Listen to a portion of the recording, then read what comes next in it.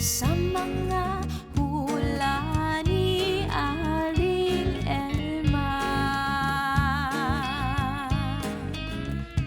May lihim na patingin ka raw sa akin.